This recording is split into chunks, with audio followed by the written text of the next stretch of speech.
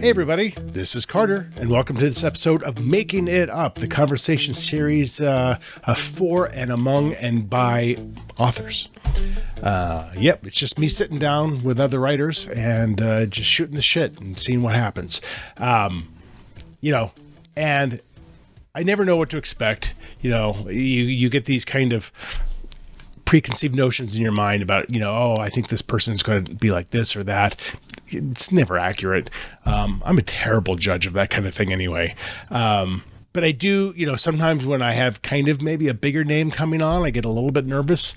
And that was, that was certainly the case with today's show. So for today's show, I spoke to David Ellis. David is an Edgar-award-winning author of 10 novels of crime fiction, as well as 8 books co-authored with the one, the only James Patterson. And that's not all. David, he's a judge. Like, he's an actual judge, like in the robe and everything. So that's his day job. And he's just been this massively successful writer as well. So yeah, I was a little intimidated right out of the bat, but he put me at ease because he's very cool. He's very mellow. I feel like we connected in a lot of different ways. One way that we connected, we both have full-time jobs. I'm not a judge, but we have full-time jobs, and we've had to learn over decades how to craft novels and get them done while still working a full-time job. So also, like myself, David just, he writes an hour a day. So that was, I don't know, comforting, I guess, to hear that. And he's obviously found a way to make it work. He's a fascinating conversationalist. His latest book is Look Closer, which just came out recently. So yeah, he's figured it out. Not many of us have figured it out. I don't know if I've figured it out. David has figured it out. I think you'll enjoy this conversation. This is me talking to David Ellis.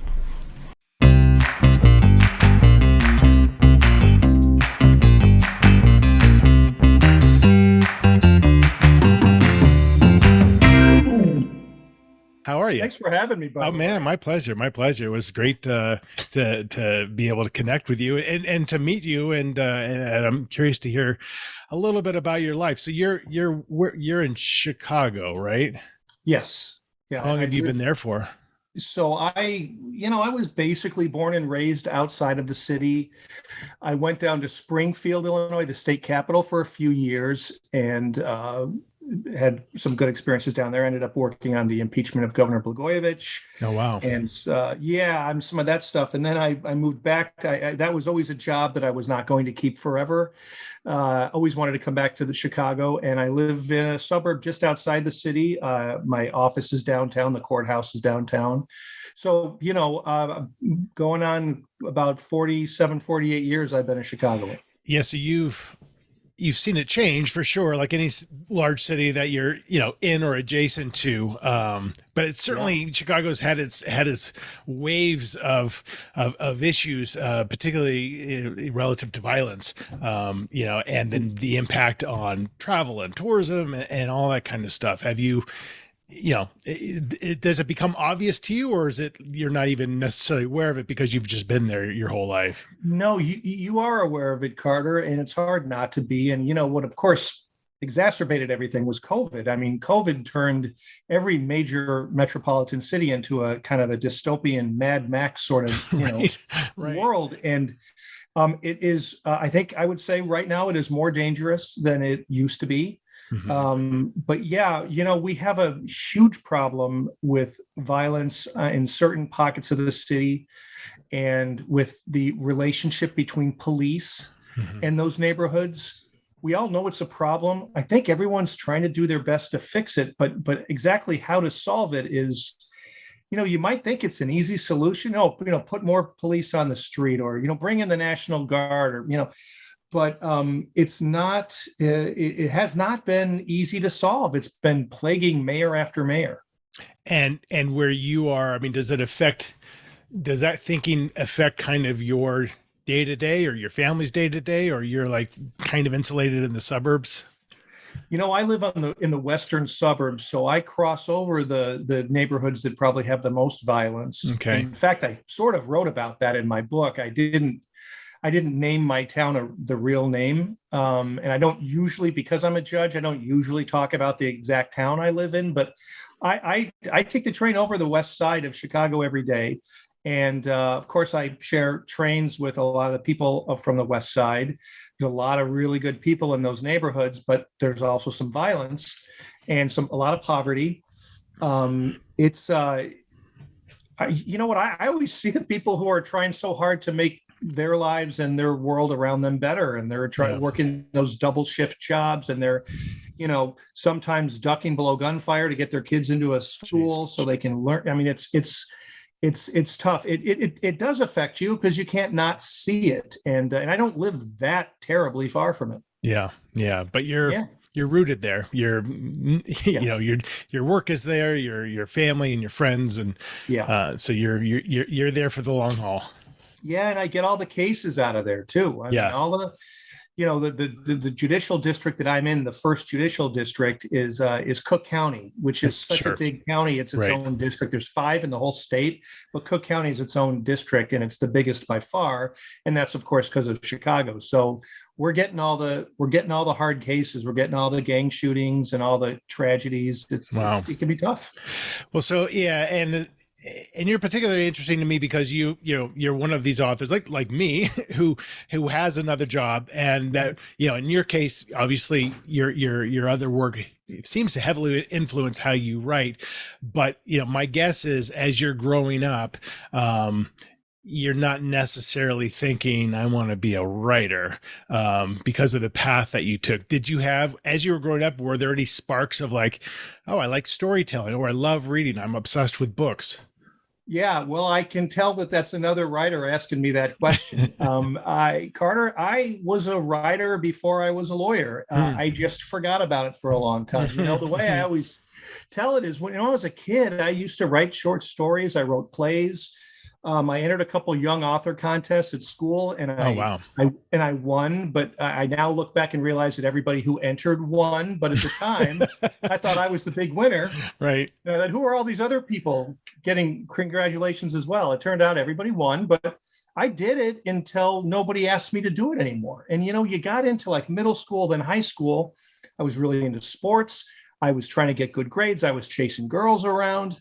And they stopped teaching creative writing, right? I mean, I did not have a single creative writing class in high school. Me either. A couple of my English classes would do a little bit, but nothing. Then I go to college and I'm a business major. There's no creative writing. And then I go to law school and I barely have time to sleep. It's so busy. Right. And so Carter, it was a couple of years after starting my job as a lawyer, big downtown Chicago law firm, working 2,000 hours a year, day and night.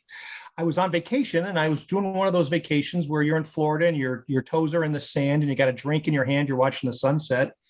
And I thought, am I fulfilled? Is this everything I wanted? And I said, you used to really love to write and you stopped. Why did you stop? Right. And I had no answer except nobody was making me do it. Right. Yeah. And I thought, you know what? I'm going to write a book. And I don't know if it's going to succeed. I don't know if anyone's going to buy it, but I'm not just going to think about writing a book. I'm not just going to write down a few pages. I'm going to start it and I'm going to finish it.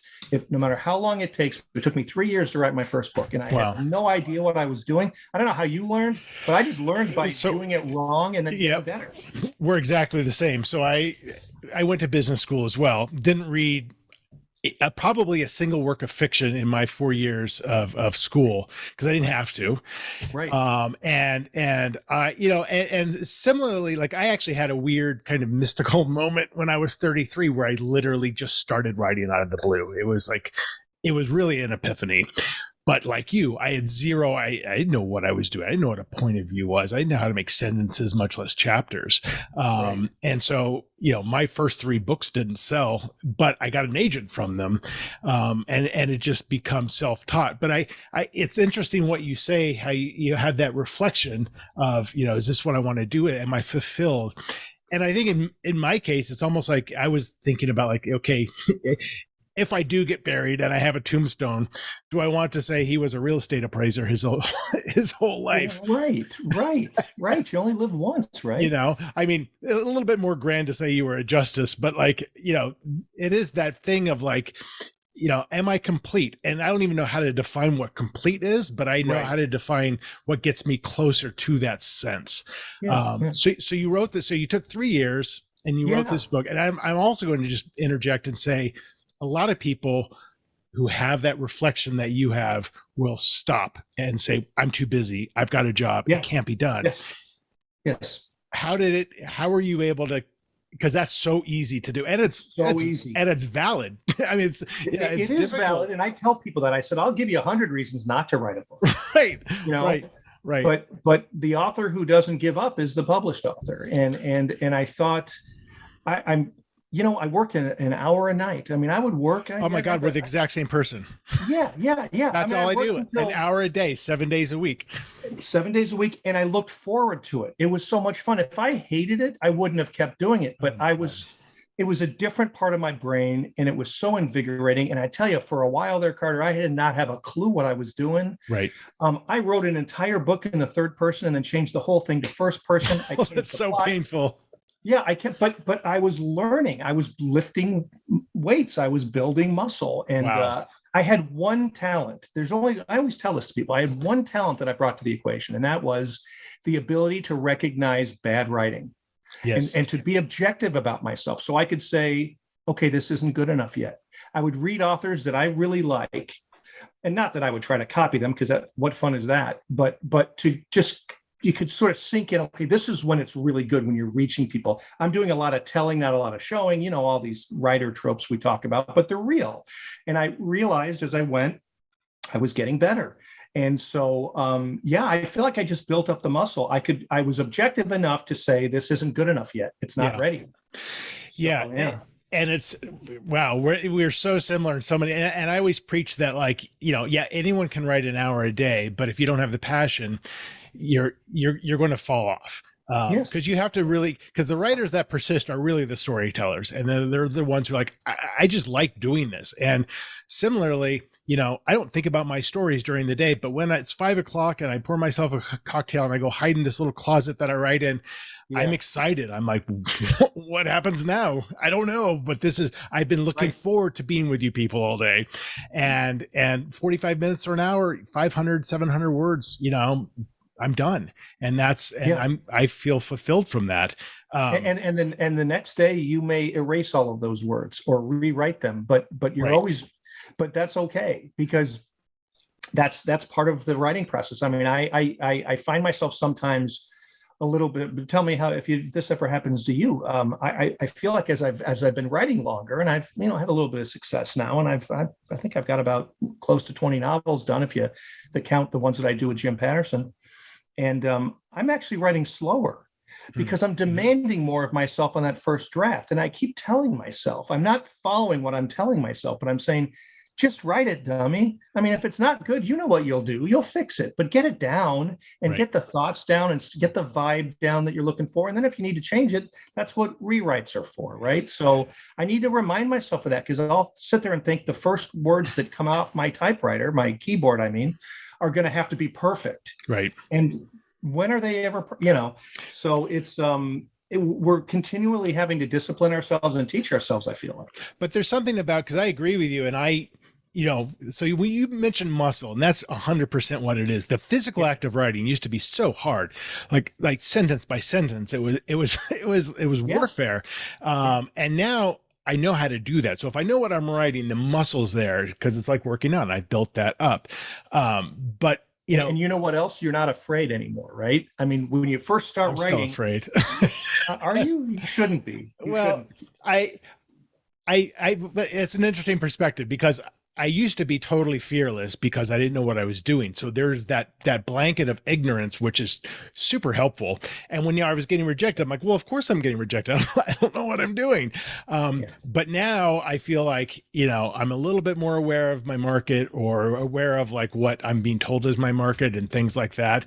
But there's also something about taking it more slowly now, because I enjoy it more. Like I'm liking the experience. It's like sometimes I'll finish writing a session and on the cusp of something I can't wait to write. So I'll stop and I'll be like, I can't wait to write that tomorrow, and just take my time, because it's because I'm writing for myself. I don't know if you're feeling that when you're sitting down, you're like, okay, this is the story I want to read, and I'm not super concerned about the market or my agent or my editor. This is the story I want to tell.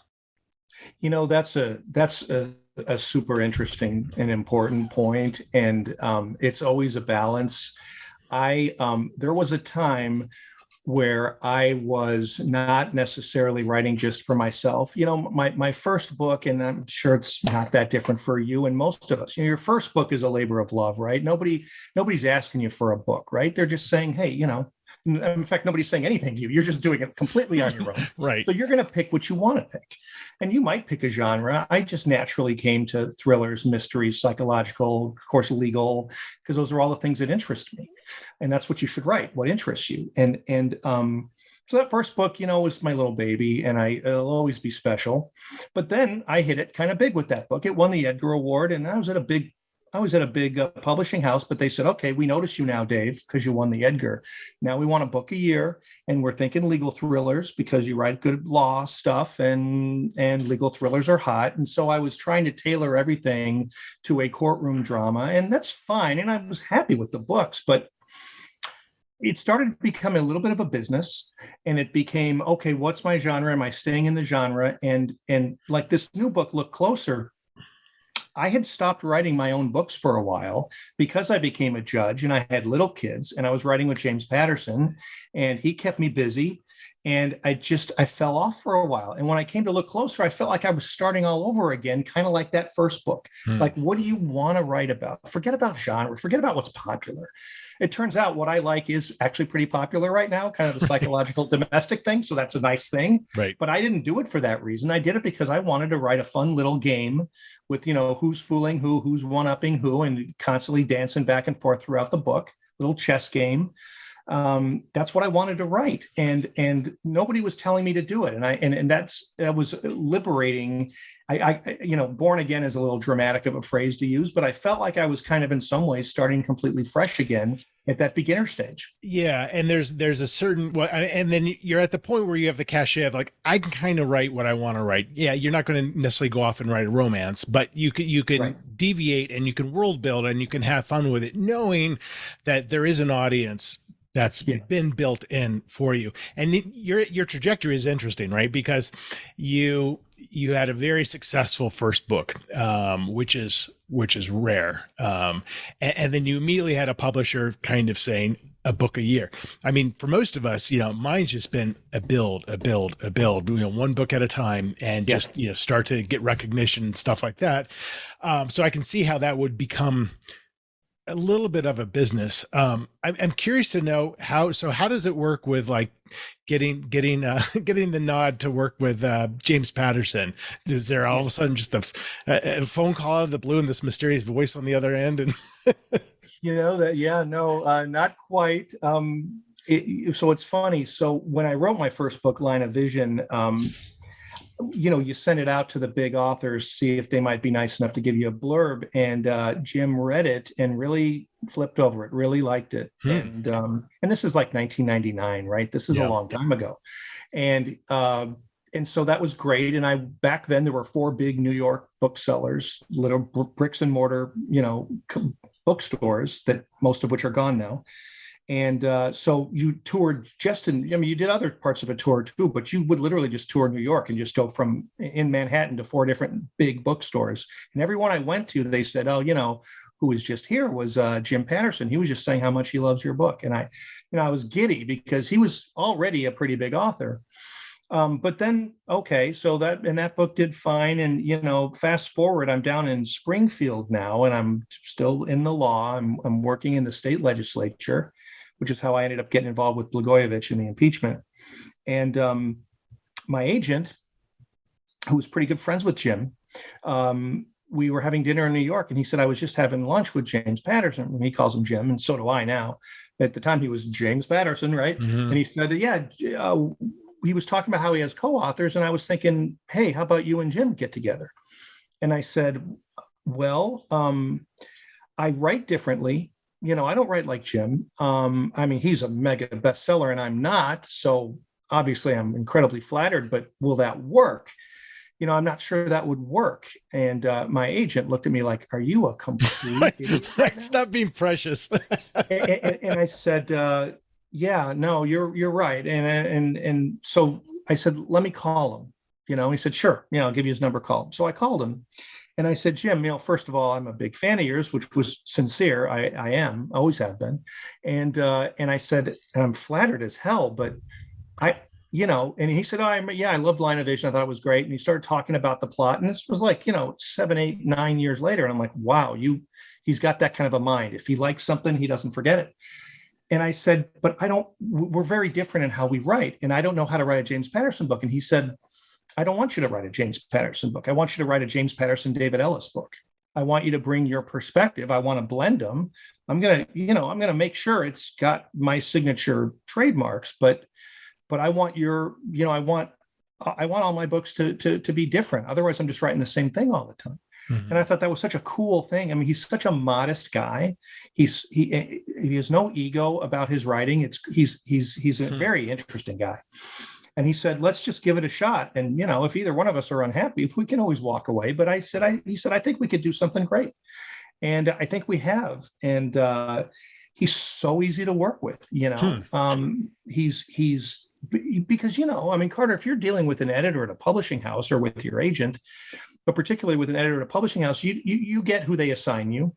And this is somebody who probably is smart, possibly quite young, may not know a whole lot themselves about the process of writing. When your editor is James Patterson, he knows everything. So, we speak the same language. He'll call me and he'll say, I've got an issue with some of these pages and blah, blah, blah. And we can just talk like two craftsmen. I know exactly, we're on the same page immediately. And I tell you, I'm still learning from the guy. It has taken me a while to learn some of the things I learned from him, but he is a gold mine of information. He has such a great take on what the audience wants, which to him, he always says, we're not here to win awards. Sometimes I'll write something and send it to him and he'll say, this is really good, Dave. This is really well written. And I know there's a but. Right. He said, but it's too long. It's too slow. It's not serving the story. It's not serving the story. It's not what our audience wants. He said, I know you like to write your own stuff, put it in your own stuff, but we need it to be tighter. And I'll look back, I'll be like, yeah, of course, he's right. Yeah. I almost always look at it and say, he's totally right. I don't know how I didn't see that. Right. Right. Well, you always need that outside perspective. Yeah. So I've got kind of the best of all worlds working with him because I'm learning while I'm doing it and I'm having fun. So you're continuing to put out books with him. Yeah. I'm always working on one. So now I find myself kind of back in the situation where I've sort of reignited my solo career. And now I've got 2 books and a job as a judge. So it's a challenge, right? Like I'm now trying to finish up the follow-up to Look Closer. It's not a sequel, but it's the second book. Right. Of what I consider kind of my new sort of career. And I'm back to, is it done? We need to publish it next summer. So is it done yet? And very, very nice, of course. They're very, very nice to me. But I'm feeling all this pressure again, like I got to get this done. So we're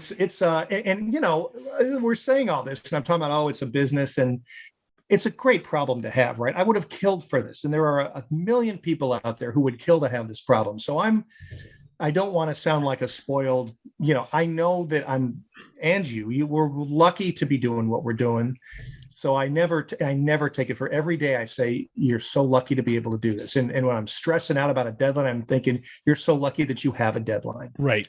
That somebody cares enough to read your shit. Sorry, your crap. Oh no, that's just all sorts of profanity flies on this show. Okay, good to know. I mean, that's the thing though too, is that, we are lucky to be doing this, but on the other hand, we're working really hard to do it. Yes. And, I've, for years, I've wanted to, not, I love my day job. Like I love it. And you obviously do too. And that's one of the main reasons you do it. But I also like health insurance, and I also like, a predictable income. And it's a lot of work to juggle the two. And I've never been in the position where I've been like, oh, now I can quit. It's like, no, I'm going to I've learned how to do this hour a day, and it's stressful at times. And sometimes it's more than that. But I also have, a lot of people to support. So it's important that, I make sure that everyone is safe and healthy and cared for. And I'm sure you have that same sense as well. Yeah, of course. I've got 3 kids, and they're young, and they're growing fast. I mean, they grow fast. I've got one in high school now, but in fact, it's the first time any of my children have read any of my books. My 15-year-old is reading a little closer. I said it's got some adult content, but I'm pretty sure it's nothing you haven't seen or read by now. Oh, if you're 15. And nowadays, forget it, right? So I said, go ahead, go. She went off to music camp, and she took my book with her. Isn't that great? Like my daughter's now in college. She's a freshman, or she's finished her freshman year in college, but she's just back to back reading my books now. Kind of in reverse order. Again, mine are all standalone, so it doesn't matter. But it is weird. And she's still finding typos. I'm like, holy shit, are you kidding me? Do you know how many eyes this has gone through? Absolutely. And I had a mistake once in a book. It was an editing mistake is really what happened. I had a character drinking some bourbon, and at one point I actually named it Maker's Mark because I thought that would be a good bourbon. It's not a particularly expensive bourbon, right? And that fit the character. And then I changed it for some reason to Scotch, but I didn't change the Maker's Mark. So I got 50 emails at least. Hey, you moron, Maker's Mark is not Scotch. And I was like, oh God, and how did I miss that, Right, but right. You do. And that's not quite the same thing as a typo. And I find typos too. I don't know words. Usually it's a whole word missing, and the human eye just sort of puts it in there, even though it's not written. And you'd think with 3 or 4 eyes looking at it, they'd catch it, but we all can do that. So yeah. Well, they say you should really, and I've never done this, but they say you should really read your book out loud, because then you'll catch everything. Yes. And I don't have the patience for that. I mean, if I'm going to prepare for a reading, yeah, of course. And then I always find stuff, or if I'm preparing for a reading, I'm like, I'm crossing stuff out to make it like shorter to fit, whatever, 3 to 5 minutes. I'm like, why didn't I just write it like this? This is way better than how it was before. It's crazy when you go back and look at it. Do you print it out? Do you read it on paper? I do. I print on paper. Yeah. Mm-hmm. I don't, because I like to have the font a little bit bigger and stuff like that. And generally I'm not a big fan of readings. When I'm teaching, I kind of tell people like, look, only read if you're good at it, because a lot of people aren't. And if you know how to respect time limits and you can pick something compelling, but I don't know how it is for you, but like when I go to events and there's readings, I'm usually bored. And I don't do it. I don't do readings. I mean, usually when I go on tour, they'll let me do what I want. And if it's up to me at all, I'll say, why don't we skip the reading? I'll just talk to people, because I love to talk to people. I mean, you and I, this is a blast. Talking about writing, I could do it all day. Right. But reading seems so staid and, like who, I mean. Yeah. Like, is anyone enjoying this? But, and sometimes I get a little bit in my head, because the reality of it is some people really do like to hear an author read from their work. Maybe they do. But I don't. I don't think they want to hear me read from my book. And most of the time, I'm not interested in anyone else reading. I get bored quickly, but maybe that's just my short attention span. Yeah, well, but I don't think it's a bad thing as a writer to have a short attention span, because I do, and I write with a short attention span, and sometimes I'm writing so lean, I'm thinking, boy, I better put in a little more atmosphere, but I want to get to it. I'm writing to get to the good part. And this is where a guy like Jim Patterson would say, go with your instinct, Dave, Yeah. because the reader's the same way. They don't want 5 sentences on the color of the couch. Okay. Right. It's a brown couch. Right. Maybe use something better than the word brown to describe. Maybe it's the color of chocolate or something, something a little descriptive, but then move on. They don't care. Right. Skip the parts people don't want to read, right? Isn't that the secret to good writing? You leave out the parts people don't want to read. It is. And like, I think you're right, trusting your instinct, because to me, it becomes rhythmic, especially when you're writing thrillers. I have, half of my book is probably, one sentence paragraphs. It's just a staccato burst. And it's like, and sure, there is description in there, but I'll look at like a description, like, how can I boil down this description to one word? Maybe a word that I make up based on an adjective, based on a verb or something like that distills it to an essence and is evocative, but it's not wasting any space and any time. Yeah. You want to put them in the scene and then let them use their imagination, so that's totally you could describe a courtroom. You could say the courtroom is all steel and walnut, and I feel like if I say it's all steel and walnut, you kind of get it. There's places where there's going to be wood. It's going to be this dark walnut wood, versus describing what the bench looks like and what the podium looks like. And that to me, description, I think is difficult for me. Like, I had a scene where like this guy's looking out of his back. He bought this mansion. He's looking out of his backyard, and there's this all it's massive backyard. And I was starting to talk about the bush. I'm like, I don't know how to describe a bush. Who cares? Like, how can I just show that this is like this massive backyard with a lot of features, but I don't have to describe all the types of trees and the type of Kentucky bluegrass. You get it. You have, like you said, you're giving your readers credit for their own imagination. I have a protagonist where I never described her in the entire book except for the color of her eyes. And, people were convinced she was a blonde. I'm like, she might be a blonde. I don't know. But I love that. I love that the readers can then just own that version of that character for themselves. Me too. You took the words out of my mouth. I love that. I love that little part that's personal to each reader, Yeah. And I feel like they connect more with them because they do have that ownership, and it makes them, more relatable. And then when you do have to and the same thing with like sex and violence, right? It doesn't happen a lot maybe violence, but like by the time it does happen, it's going to count because you haven't been overusing it. And now all of a sudden it's almost jarring because be like, oh my God, this is really disturbing. Like, it's going to be disturbing for the next 2 paragraphs. Then you'll be fine for another 50 pages, but you will remember those 2 paragraphs because it's lightly used. I don't know if you have a similar kind of approach. I kind of let the story go where it goes. And I just recently, like the book I'm writing right now, there's not a lot of violence in it, but I just had a violent scene and it just sort of happened. I wasn't planning it. I don't necessarily outline every chapter, which is something Patterson preaches, is outline every scene before it starts. I don't anything. I'm a hybrid then of you and Jim Patterson because I try to get some general ideas down, and I try to think of what twists I could put in because I like to keep changing the landscape every, not very many chapters apart. I try to keep it twisting. You think one thing about a character, then you find out something different. I try to do that a lot. But just for sort of the gamesmanship of it, the chess match. But it's hard to know all those twists just sitting there thinking forward about your book, as opposed to, or like you said, I wasn't planning on writing that violent scene, and you were sitting there and like, what if this just happened?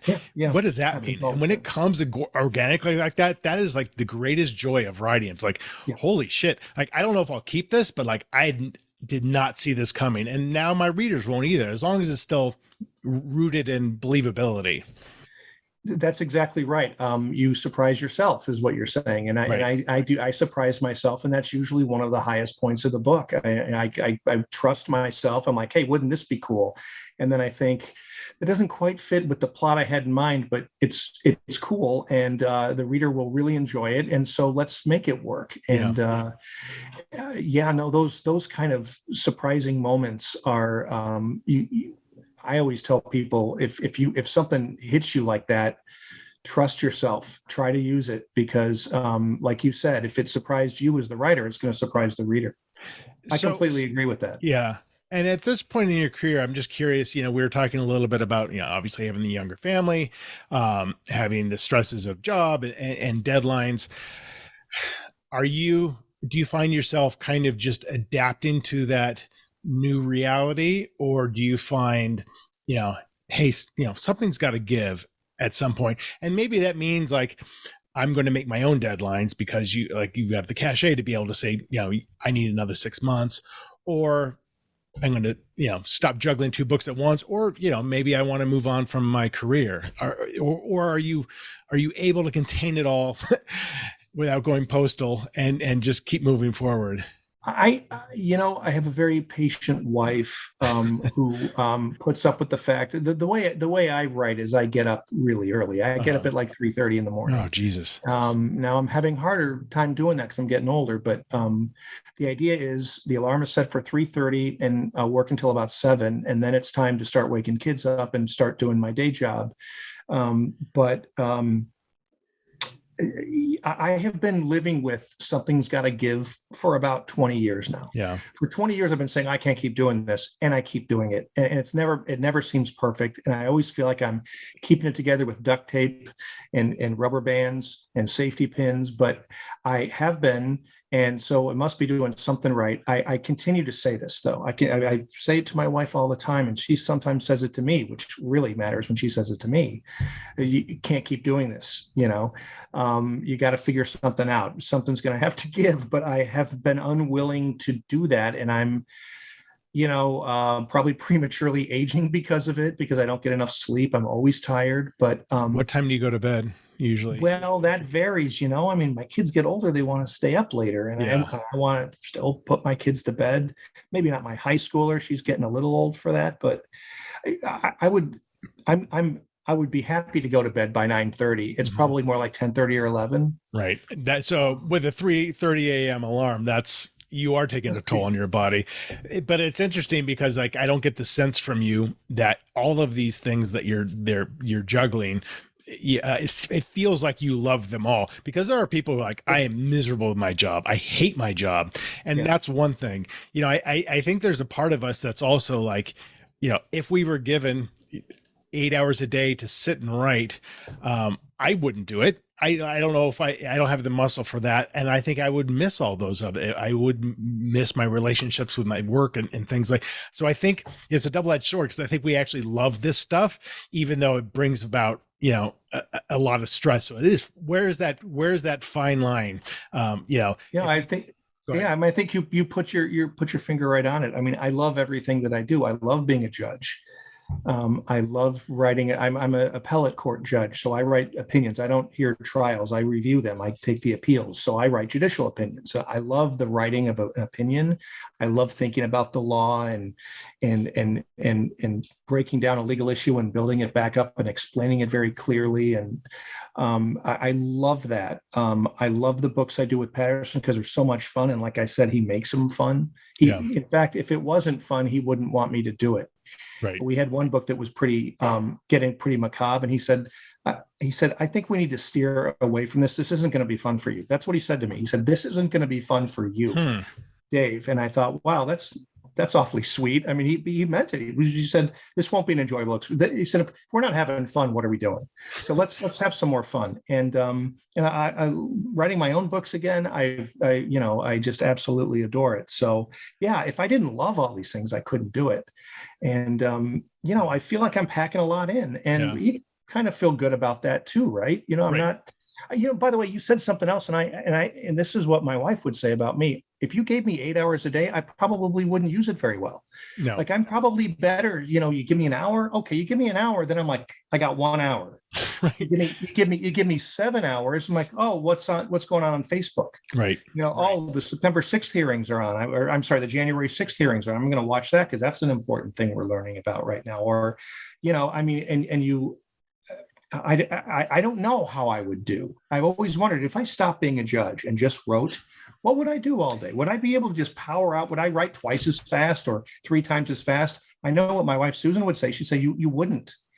Yeah, and even if right, and if you did do that, For what end? Is it important that you have more books coming out more frequently?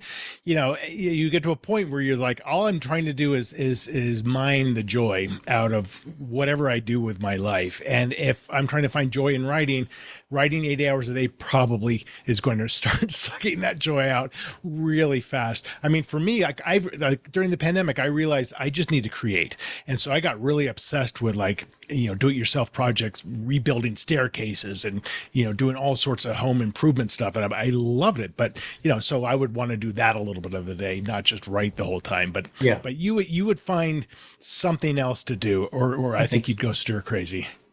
I'd probably exercise more. I used to be a fiend about exercise, and I had a little injury and then time, and I sometimes I let it go, and that's important too, and that's important for any job, but certainly for writers, because it's such a sedentary and isolated job. I don't know about you, but most writers need to be alone when they write. Yes. Yeah. Maybe their dog is lying next to them, but they can't have their kids around or their spouse, and so you're alone a lot, and some people stand, but I don't. I sit. I know there's the standing desk. I just can't. I'm not a fan either. Yeah. Yeah. So that's a lot of, so you have to get out and get the sun on your face, right? You gotta sweat a little bit. I mean, you gotta do all those things, but yeah, I think you should be exercising 5 or 6 days a week. I mean, that's what I do. And I've done it for decades. And, you go through different phases. And recently I got into biking, and now I'm in Colorado, Mike, you go out for 15 miles on a bike for an hour. And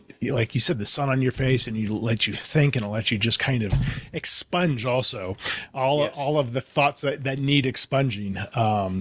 And that directly affects sleep as well. The more you exercise, even if you're only getting 6 hours, there'll probably be a lot more of a solid 6 hours than, and eating and drinking, all that kind of stuff affects that as well. But sleep is such a major component of life.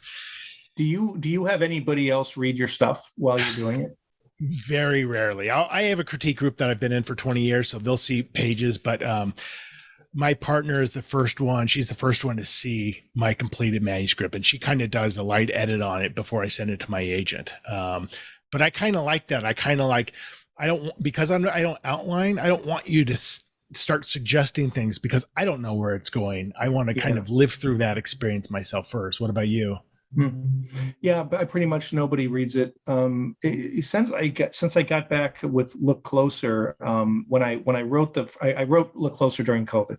Yeah. And because I had a little extra time at home, and I thought, if you're ever going to do it, it's now. And I did show a first draft to my agent, but for the most part, it's my wife, and usually she doesn't see it either. But I said, what do you think? Because I was taking some chances with a character who was pretty quirky. I said, is he too quirky? Are you really turned off by him? Because I don't want to write a cookie cutter, but I also don't want to turn everybody off either. Right. So, and I got some just tremendous feedback. I mean, I tell people, if you've got someone who can read it along with you, at various times when you're ready to show it to them, that's a great asset to have. I don't really have that. I don't really even try to do it, but I think I would benefit from doing it because, like I said, I did it with this book and it was really helpful. And so I just showed my wife what I had so far in my new book, and she gave me all sorts of feedback that was just incredibly helpful. Wow. I try to be objective about my own books and say, but even if I can be objective about how well written it is, I sometimes don't even realize what impressions I'm giving off about the characters, or what am I telegraphing something? And she'll say, well, this is what I think of your character. And I'll think, oh, that's not what I wanted you to think. Right. Well, why do you think that? And she'll say, because of this and this and this. And I said, oh yeah, wow. I mean, that kind of stuff is really valuable. Yeah. I mean, even over the course of 20 books, how you are able to define objectivity is still not concrete, right? Because you think you're being objective, but you lose so much perspective. Yes. I mean, there are times where I'm like, oh, I know my editor's not going to like this, but I'm going with it. But I'll be ready for that conversation. But then there'll be other things that you don't even realize that strike a nerve, either good or bad. You're like, Sure. I had no idea. And you do really so have to trust that reader because everyone's going to give you a different opinion. So it's like, which one do you go with? Which is almost makes me not want to show it to anybody. I just want to go with my own instinct. And the other thing you're seeing now is, there's a lot of sensitivity in culture. Yeah. And you worry about saying something that causing offense when you didn't mean to. And, one of the difficulties is when you're writing fiction, say for example, you had a character who's a bigot. It's just a character. Yeah. You don't believe what the character, I don't believe everything my characters say. I have killers in my books. I have commenters. I don't believe most of what they think. But what if you're trying to be true to a character? How far are you willing to go? And are you afraid you're going to offend somebody? And you want to almost drop a footnote in there saying, this isn't the author's thoughts. This is a character in fiction. I don't believe what he believes.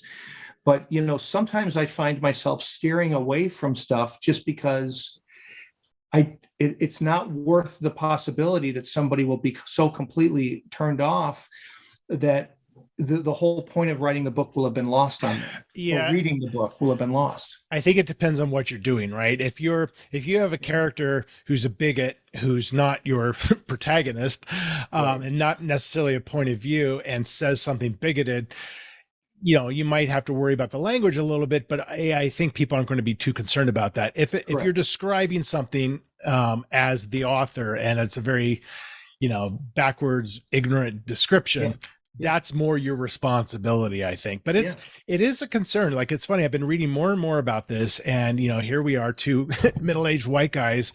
And I love to write my from a female point of view, just because it's almost easier for me, because I don't sound like myself, and I don't spend a lot of time like thinking about what would a woman do in this situation. It's like, well, what would a human being do in this situation? Yeah, that's a good approach. Well, it just works for me, because like, if you try too hard and it's not who you are, you're going to slip up. But I do get worried sometimes, like, is it problematic that I'm writing from a female perspective? My partner's a woman, my agent's a woman, my editors, so they're all my first readers. And I've never had any issues, but feels like things are changing. And like you said, like, what if you'd say something that you had no idea, nobody else catches, but somehow it causes a big stink? But that is a concern, and the thing is, it would never be something that would have been integral enough to the book that I would want to keep it in at the risk. That's a good some point. Authors, want to take on something challenging, and they, political correctness be damned. Okay, if that's what you want to do, that's not what I'm here to do. I'm here to write a fun thriller story that, I'm probably not going to, be curing cancer with it, and I'm not going to probably be getting Pulitzer Prizes, but I want you to, but this was really fun to read. I have really had a good time, and maybe some thought provoking too. I hope I have a little bit of that, just a little bit of social commentary in there, but nothing too heavy, right? So I don't want to distract with that stuff, and luckily my editors are very good about that stuff, and they'll, I'll give you a good example. I wrote a scene in Look Closer where the cab driver was from Nigeria, and he was a very highly educated man. I think he was a male nurse. He was a nurse in Nigeria, so he had like college education sort of thing. He was a smart guy. But, you come to America, of course, you can't transfer that over. So they end up doing things like driving Ubers. Right. And I literally researched, how does a Nigerian person sound when they talk? Mm-hmm. Like, how do they, what pronunciations do they have? Yeah. Just like I would write a Southerner in the United States with a little bit of a twang or something. Yeah. Or the Chicagoans have some very blunt way of speaking, and I'll definitely write about Chicagoans, right? Right. That's who I usually write about, and I don't have no problem trying to imitate their speech patterns. So I thought I'll do this, and I wrote it, and my editor said that might offend people. Let's not do that. And I thought, I said, this is actually a highly intelligent and quite a nice cab driver, it turns out. He wasn't painted in a negative light. And she said, I know that wasn't your intention, but you never know how people might react. Yeah. So I changed it. And that's that was the probably the best example I can think of in my most recent book, where I had to really confront, this issue. And I said, it's not worth it. If I'm going to offend anybody, they're Totally. not going to. Yeah. So, Well, and a lot of times it's not like you're pissed off that they're telling you to change it or making you aware of it. A lot of times you're like, oh, I wasn't aware, right. and kind of thank you for, I had a copy editor saying, when I had a character who was a Latin American and they were speaking English, but once in a while they'd have a few words that would come out in Spanish, and I would italicize those. And they're like, you might not want to italicize it because that's bringing attention to the fact that it's another language. And I'm like, I had and that was a point of sensitivity. And I thought that was a really interesting, at first I'm like, wait, what are you, crazy? But then I'm like, oh, okay. Give me a minute, and now let me wrap my head around that. I'm like, okay, I get that. I totally get that. But it looks weird to me, because but it is. I feel like I'm just learning, Right. And you meant no offense. Yeah. I always look at I've got a really good team at Putnam, Penguin Random House, but it's really Putnam Imprint, and they're, it's very collaborative. And I always say, please, if I did anything unintended, if you're reading anything in there, tell me, and I don't want my books to be constantly apologizing, because there are hard, tough parts in these books. There's violence and some wicked stuff, but something like that, which would just distract from everything you intended to do and you never meant to do in the first place. That's the first stuff to go. I agree. I would have been thankful to the person who said that to you. And by the way, I wouldn't have known to do that either. Yeah. And now I just do that, but I never would have thought to do that. So we learn every day. Yeah. We're going to do a quick storytelling and then we're going to wrap up.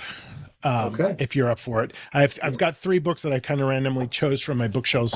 I'm going to have you pick one of them, and we're going to pick a random page and a random sentence, and I'm going to read that sentence, and then we're just going to tell like a 2 to 3 minute story. So you're going to give me a couple more sentences that go next, and then I'll do it, and we'll alternate back and forth, and it'll be a total shit show, but it'll be fun. I've got a courtroom drama here. John Katzenbach's Heart's War, which is a fantastic book. I read this a long time ago. Donna Tartt's The Little Friend. And that's the only Donna Tartt book I have not read. Oh, it's great. And Baldacci's The Winner, which I think is a lottery-based one. So choose one of those. I read The Winner a long time ago. Baldacci's great. Yes. Very nice man. I only met him once, but I really liked him. Let's do Baldacci. Okay. Give me a page between 1 and 500. 117. Okay. And a sentence between 1 and 10. 7. Okay. So I'm going to read this and then just, go on with it however you want to go, whatever genre you want to go into. Her heart seemed to be climbing up her throat, seeking a larger space in which to explode. The tension's already there. I patted my pocket to make sure my knife was there. She reached and grabbed my arm and said, "What are you doing? It's not time for that yet." I looked to her and could see she was clearly nervous, tried to assure her, but most of all, let her know, oh yes, this has to be done right now. I reached for the light switch. It wasn't completely dark, because we had illumination from the street lamp. This should only take 30 seconds or so, I said. Are you sure you still want to do it? I didn't wait for an answer. I kind of knew she wasn't going to be helpful at this point anymore, so I told her to wait out in the hallway. I opened the door, and the light from the hallway filled the small bedroom. I could hear the snores from underneath the sheets. He'd be drunk. He'd be very drunk. He wasn't going to hear me coming. Well, that's beautiful. Well done. You might be better off going downstairs, I whispered to her, in case it gets noisy. I closed the door and slowly approached the bed, careful with my footfalls, careful with the cracking of my ankles. I stood over the figure as a million thoughts raced through my head. I had a decision to make. Was I just going to do it, or was I at least going to wake him, give him an explanation? If I were 3 seconds away from death, would I want to know it? Or would I just want to never wake up again? I decided he was better off not knowing. I pulled out the knife and opened it. I raised it above my head, but something kept me from bringing it down. Oh, I think we're going to end it there. I think that's perfect. You're good. That was, so are you. That was excellent. That last part was, it was all good, but that last part you did was excellent. Well, you're better off not knowing. That's fun, isn't really it? Crazy, but really cool thing to be thinking about. Or weird, probably. Yeah, I kind of had this sense of like, right before somebody dies, there's always like this, I've got to tell you all these things. And I always avoid that in my novel. I'm like, he just shoots him. But I like the idea that you have to make that decision. Am I going to be a cliche and say all these things, or am I just going to do it? But that's fun. So yes, next time you're talking to James Patterson, tell him I know how to collaborate. I will. That was, wow, you were better than me. I was trying to keep up. That was excellent. David, what a pleasure to talk to you. And I love, it's great to just hang out and talk shop I know. with no structure. So no, it's my favorite kind of talking. A lot of people don't want to do it, but it's my favorite thing to talk about. And I could have done this all day. Me too. And that's why I started the podcast, because I was kind of tired of the questions I was getting that are just, here's the stock questions and we're not even going to wait for you to answer them fully before we move on. Like, no, let's just have a conversation. Like we just met at a cocktail party and figure things out. So it was very fun. And I'm very excited about your book that comes out July 5th. Is that correct? Yeah. Yep. Congratulations. I'm sure it never gets old. It never gets old. And I'm going to go back and watch your other episodes and please have me on again, because this was a blast. Awesome. David, thank you so much. What a pleasure. Talk to you soon. Carter. Take care. See you soon. Bye. So that's it. That's my conversation with the Honorable David Ellis, Judge David Ellis. He was great. I really enjoyed that conversation. There's a lot of them I come away from this, but there's some that I finished the conversation. I'm like, I kind of want to keep talking. I kind of want to go grab a beer with that person and just shoot the shit for a while longer. He's definitely somebody I could have done that with. So hopefully in the future, we'll get a chance to get together. Who knows? If you want to find out more about David, just go to his website, davidellis.com. If you want to find out more about me, subscribe to my newsletter or check what events I'm going to be at, go to my website, which is just carterwilson.com. I hope you enjoyed this one. I know I did more episodes of Making It Up coming out soon. In the meantime, as always, thank you so much for listening and or watching. And that's it. Take care.